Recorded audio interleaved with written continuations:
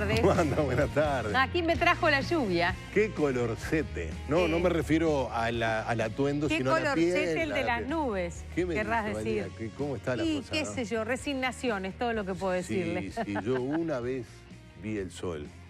No, yo lo vi 2 veces. ¿Dos días? 2 veces, sí, En las 2 días. vacaciones, qué maravilla. 2 días. No llegué a la playa porque justo un día tenía un asadito en casa, entonces Claro. estábamos de Y hospitalario. ahora parece que mañana o pasado ¿Hay un sol? un ratito lo vamos a poder ver. Ay, Entre estamos lluvia como y en los lluvia. tiempos de literatura de ciencia ficción. Exacto. Cuando pasaba eso que el mundo había cambiado y los O aquel humanos... cuento de Bradbury que iba a Venus y que era un planeta donde llovía todo el tiempo sin parar. Bueno, un cuento está. realmente Que extraordinario. nos parecía ¿no? terrible, Que además, la ¿no? lluvia no paraba nunca de llover y bueno, eso te generaba una sensación Sí. muy especial. Nos- Y esto estamos casi. Nosotros en Rocha, una tardecita en el jardín, vimos unas maripositas amarillas y dijimos, mirá, Macondo. Y claro, Es claro, ahora nos estamos dando que cuenta. por eso llueve tanto. Claro. Bueno, en fin, ¿cómo están pasando? ¿Cómo están? Bien, aquí estamos Vamos. preparados para acompañarlos y si tienen que estar en casa, qué mejor que estén con contenidos periodísticos y ojalá que con la compañía de nosotros. Y si tiene que estar en Durazno, hoy entrevistaba a Traversa, al coordinador del Sistema Nacional de Emergencia. Le decía, bueno, Traversa, gracias. No sé qué. Y crucemos los dedos para... Y me dice, no, los dedos bien descruzados porque tienen muchas cosas que hacer. Hay muchas cosas que hacer. Sobre todo en Durazno, claro. Así que bueno, un saludo también a la gente que nos mira desde Durazno, que está... Sí, atravesando por una situación cierto, que difícil. estar fuera de su casa es siempre difícil. Pero además fuera de su casa y pensar que sus Sí. cosas se están humedeciendo, que Y el agua además está llegando a con lugares... un pronóstico duro, Exacto. porque si dice, bueno, ya está acampando y bueno, será cuestión de horas, pero todavía vamos a tener algunos días más Bueno, de lluvia. gracias a aquellos que nos privilegian con su atención. Un abrazo apretado desde aquí y en la medida que podamos ser útiles a la hora de visibilizar alguna carencia que podamos ayudar a subsanar, estamos a las órdenes. Ya sabemos que en esto hay una suerte de gimnasia y músculo ya preparado, de equipo ya hecho, de comités de crisis que tienen expertise, porque lamentablemente no es la primera vez que pasa esto, pero claro, este verano, después de haber protagonizado veranos de secas y sequías históricos... Sí, claro. El nos niño, está dando... esto es el niño, ¿no? ¿Es niño o es niña? Sí, creo que es niño. No sé, yo diría que hay que ver por el lenguaje ¿Sí? inclusivo. No, pero estos son distintos. En todo niño o caso niña, es insoportable, No, de está bravo, malcriado o malcriada. Sí. Vamos a contactar en instantes con nuestra compañera Magdalena Correa, que ustedes saben es quien nos hace de ojos y oídos en la calle con el móvil de la tarde en casa. Pero también queremos adelantarles algunos contenidos. Ya Gerardo les hablaba a ustedes. Vamos a recibir a 2 integrantes de la Asociación Comunidad Hepatitis C del Uruguay. Estarán con nosotros, ya llegaron a nuestro estudio. Vamos Hay un nuevo también... fármaco registrado por el Ministerio de Salud Pública, que es más barato que el anterior y que esto le permite hacerse cargo de poder tratar la enfermedad como se merece, ¿no? Estaremos con importante. ellos entonces compartiendo y profundizando al respecto. Vamos a estar en Rocha a través de las declaraciones de su diputado Alejo Umpierres. Ustedes saben, acabamos de ver un matute de droga en el Chuy, pero las últimas horas, 48 horas, han sido noticia en ese departamento, bueno, por el tema del abigeato. 13 personas estuvieron visibilizadas como responsables en una maniobra de cambio de caravanas y de guías en una no correspondencia entre ambas y una importante cantidad de ganado que fue comprado como macho, pero eran hembras grávidas además. Así que bueno, estaremos profundizando al respecto, estará nuestra compañera Magdalena Correa. Ahora queremos anunciarles que vamos a compartir la tarde con ustedes y que capaz que es un buen momento para darse el gusto, y si quieren darse el gusto les sugiero empanadas de la Ribera, con sabores incomparables, elaboradas con ingredientes sabrosos, sanos, naturales y que permiten, por ser al horno, primerísima calidad.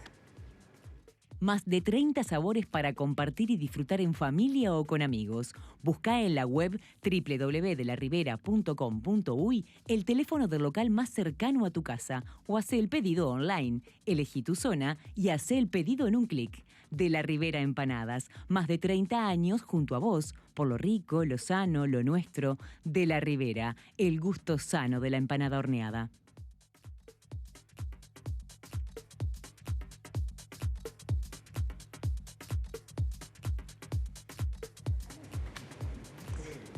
Y para ello que estamos haciéndole lugar a nuestro invitado Jorge Adán, presidente de la Asociación Comunidad Hepatitis C del Uruguay, y a Victoria Izquierdo, que es integrante de la misma comunidad. Gracias por acompañarnos esta tarde. Gracias a ustedes por invitar. Bienvenidos.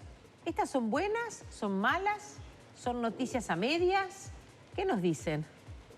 Creemos pensar que son excelentes noticias. Bueno, empezamos con excelentes noticias. Ha sido un año de muchísimo trabajo y consecuente, y hace un poquito tiempo logramos, estamos enterados de que se logró registrar un medicamento para tratar la hepatitis C que estaba disponible en este país, pero a muy alto costo, y con esta gestión que hicimos logramos bajar esos precios y se va a poder comercializar en plaza a un costo muy inferior al que había acá en el país. De hecho, se puede adquirir ahora incluso por prestadores de salud, por el Fondo Nacional de Recursos. Creemos pensar de que va a ser a un costo lo suficientemente accesible como para que se pueda de una vez por todas tratar a la población afectada por la enfermedad, que era básicamente...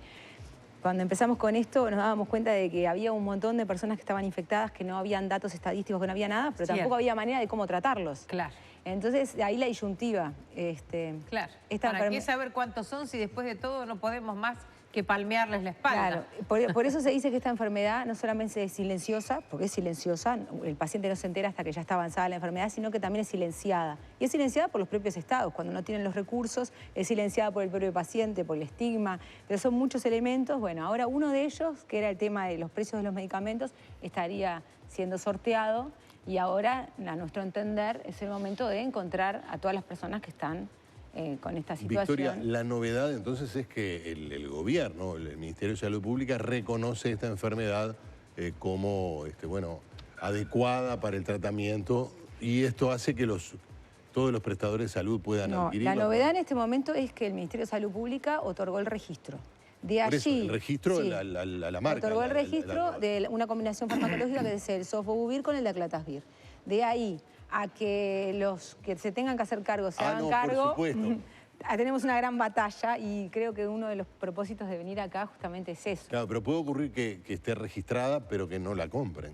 Eso sería una hipótesis negativa, pero... Sería una hipótesis, me parece que algo ridícula, porque el ofrecimiento es por algo de trabajo. Nosotros como asociación hicimos un trabajo de... Cuando nosotros iniciamos en esto, iniciamos mal asesorados. Pensábamos que por el tema de los acuerdos de propiedad intelectual y comercial que regían, por acuerdos que hizo Uruguay con la OMC, la Organización Mundial de Comercio, estábamos atados a que íbamos a tener que respetar patentes. Nos asesoraron incluso en el Ministerio de Salud Pública, y nosotros cuando iniciamos esto, iniciamos como pacientes portadores de la enfermedad, y empezamos esa lucha, sí, simples pacientes. Empezamos a indagar, tuvimos oportunidad de hacer contactos con otros organismos internacionales, y nos dimos cuenta que nosotros teníamos la posibilidad de hacer esta carrera y contactar laboratorios.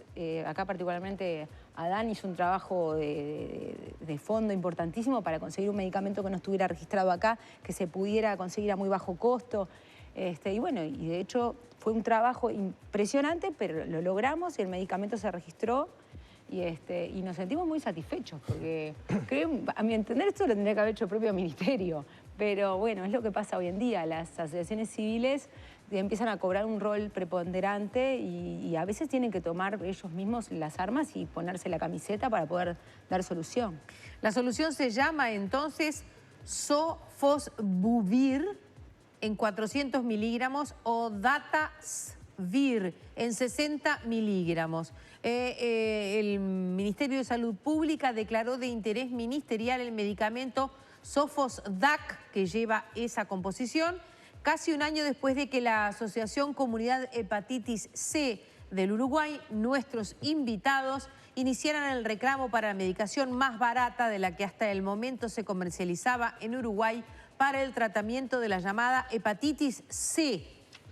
Estamos hablando de un precio de entre $5.500 y $10.000. ¿Eso es lo que salía antes? Sí, incluso más. Cuando esta medicación apareció en el mercado, que nosotros queríamos acceder a ella, llegó a costar $40.000.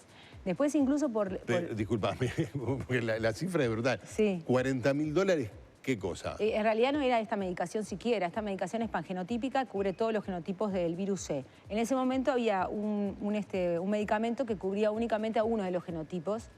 Y si el paciente... ¿Eso cura? Sí, cura.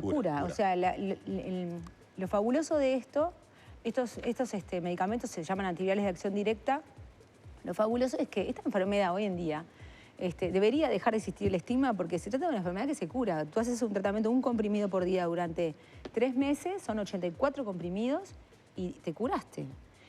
Las tasas de respuesta viral sostenida, que es como se llama, son altísimas, 98%, o sea, los pacientes se curan. Entonces, lo que a nosotros nos preocupa es que, tratándose de una enfermedad que es una epidemia, que tiene mayores tasas de mortalidad que el HIV, que la malaria, que la tuberculosis, es en este momento es la epidemia para la OMS. Nosotros justamente acabamos de tener una reunión el 17 de diciembre en la cual nos convocaron justamente respecto de eso. La idea es empezar a abordar el tema de cómo hacer el screening en las poblaciones. Entonces nos reunimos con 17 asociaciones latinoamericanas con la anuencia y la presencia del jefe para las enfermedades para el HIV, las hepatitis, las enfermedades de transmisión sexual y la tuberculosis de Washington con Nick Walsh y Massimo Gianelli.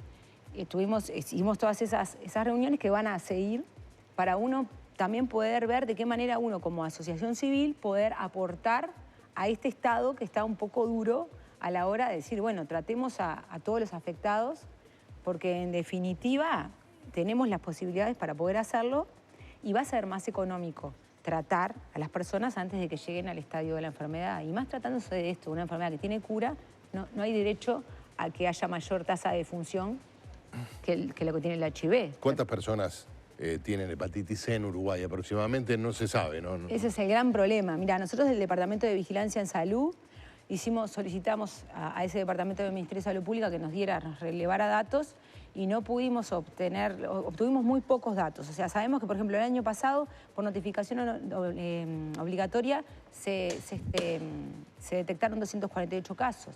En total, 248 por detección obligatoria, a ver, por ¿qué es notificación obligatoria. ¿Qué es eso? Este tipo de enfermedades de transmisión sexual, así como el HIV, deberían ser notificadas por los médicos. La circunstancia es que eso no está ocurriendo. De hecho, a nosotros lo que nos pasó cuando nosotros denunciamos lo que estaba ocurriendo en la colonia en Ceremos, uno de los problemas que el Ministerio se amparó en el hecho de que decía de que no había ocurrido la famosa notificación obligatoria, que los médicos de esa colonia no habían informado de la circunstancia en la cual dentro de esa colonia había 1 de cada 7 internos infectados. Entonces, los médicos en sí tendrían que notificar al Ministerio de Salud Pública, tienen un plazo, eso es una reglamentación ministerial, y cada médico tiene un plazo, en este caso creo que el de la hepatitis es de 1 semana, para notificar al Ministerio de ese caso. Pero no hay notificaciones. En los últimos 10 años, en total hay 2.533 notificaciones. Y date cuenta que se calcula que hay 300 millones de personas infectadas por esta enfermedad. En el mundo. En el mundo, y acá no podemos a ciencia cierta saber, pero Uruguay no es ajeno al resto del mundo. Tendríamos que tener una proporción similar. Exacto. En ese caso, si tuviéramos una proporción similar, ¿cuántas personas deberían tenerla en nuestro país? 50.000 mínimo. Bien. ¿Cuántas se sabe que la tienen? 2.533 fueron notificadas en los últimos 10 años. Bien. 253 el año pasado. En una hipótesis benévola, que no me corresponde hacerla, pero ya que es la información que tenemos, esas personas no estarían notificando porque de hecho no había para hacer. Pues ahora hay para hacer. Exacto. ¿Ah? Hay un poco de... Más allá de que la condición de benévola no corresponda a la hora de lo periodístico, sí. Pensemos, bueno, de hecho, es cierto que no se estaba llevando a cabo ningún programa ni había posibilidades de... Bueno, por ahora están sí. Ustedes sí. Y se puede hacer. Sí. Así que ahora hay que notificar sí o sí, si no se incurre en delito o en omisión. Es que nosotros cuando Adán, como paciente, porque Adán inició como paciente, yo también, cuando Adán inició esto, él realizó una denuncia en la Institución Nacional de Derechos Humanos. Y hubo un fallo por parte de la Institución Nacional de Derechos Humanos. Y entonces hubo, ante ese fallo en el cual el Ministerio la Institución Nacional de Derechos Humanos insta o invita al Ministerio de Salud Pública que cumpla con determinados requerimientos. Claro. Y esos requerimientos tenían que ver con el apoyo a las asociaciones civiles para lograr estos cometidos, tenía que ver con que justamente empezaran con las etapas de diagnóstico, porque se estaba incurriendo en una suerte de omisión al no detectar a los pacientes infectados. Y sí es cierto, tiene que ver con que la antigua escuela no había mucho para hacer y el médico te decía, tenés para 10 años, tenés para... Hoy en día te diagnostican y o sea, en esa época te diagnosticaban y de repente te decían, uy, tenés para 10 años para de ahí empezar a ver cuál es la situación de la enfermedad. ¿80 y cuántas pastillas? 84. En 84 días, las personas que están padeciendo hepatitis C, con un 98% de probabilidades, se curan. Volvemos luego de una breve pausa con nuestros invitados. Jorge Adán, presidente, y Victoria Izquierdo, integrante de la Asociación Comunidad Hepatitis C del Uruguay, con lo que ellos dicen es una muy buena noticia.